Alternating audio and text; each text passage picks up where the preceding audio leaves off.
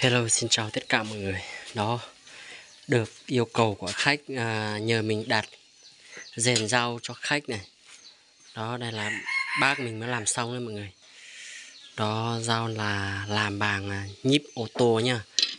Đây này, cái này là yêu cầu của khách là phải làm to mọi người ạ, dày. Đó, ở đây này, 4 ngón tay cơ. Cái con này là vừa cắt từ miếng này ra nhé, cắt từ miếng này ra nhá. Đấy, rất to. Nó có trò ra mẹ nó có sai được rồi. Trò kia nó khó cũng có sự rất đẹp. Đây là mẫu dao ở xã Đứa Mòn, huyện Sông Mã, tỉnh Sơn La, bản Tặng Xỏ nha mọi người. Rất đẹp, rất đẹp, bé bé xinh xinh thôi. Rất đẹp này mọi người. Đó, đây nữa.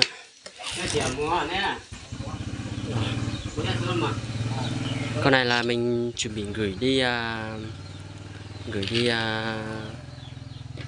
miền Nam rồi nhá. Ok. Con này là mình chuẩn bị hai con này là khách chốt, khách đặt cọc rồi, mình chuẩn bị đi gửi đi miền Nam. Còn sót mấy con này thôi nhá mọi người. Đó, này, rất đẹp, rất bóng.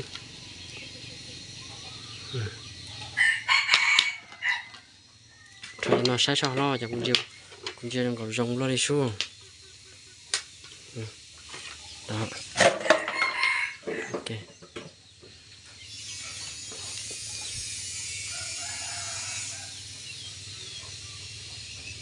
Ô, hòm dẻ hành. Ta có lo chịu chứ đó.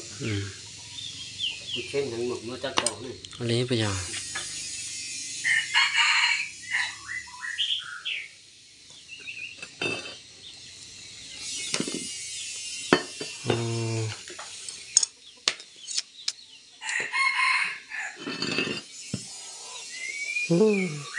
Là chỉ tàu con na lo con na. Nó chứ cún này mà lát thế sắp lỗ. Cho nên chỉ ra đây nó đây. Thì thịt chiếng này, cảm thấy đu lòng của thế tao. Ta nói nói to nó bây giờ. Chưa nó tới nó chỉ của chị dài trong cái thế đấy. Tôi tiếc tôi còn mà tôi vẫn chưa có chỉ trứng nó cay chỗ cay chỗ dòng lo cay chỉ dùng con nè. Tu mà nhưng mà chỉ cho cay không. Cô giờ lâu nó tới tiệt theo lo rồi. Tôi chỉ lâu chết rồi. Con nó to đó hưng. Đi cô. Nó to plóc cha nó mới cha pe cha rồi bọn gà mùa chi cha rồi bọn gà mùa. Chi cha luôn của cha còn theo lắm mới cho bọn gà mùa không về nữa. Cho bây giờ cho các bác xịt cùng nè vậy đó vậy con. Cái chán này là rất hiệu quả, cái chán này. Cái chán bắt đồng thôi. Đó. Làm được rất khít.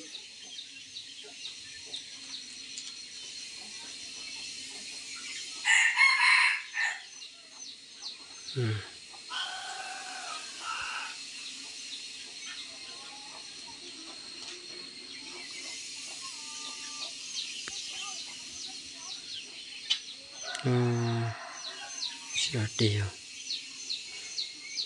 Ok, xin phép dừng video tại đây nha mọi người. Xin chào và hẹn gặp lại mọi người trong clip tiếp theo.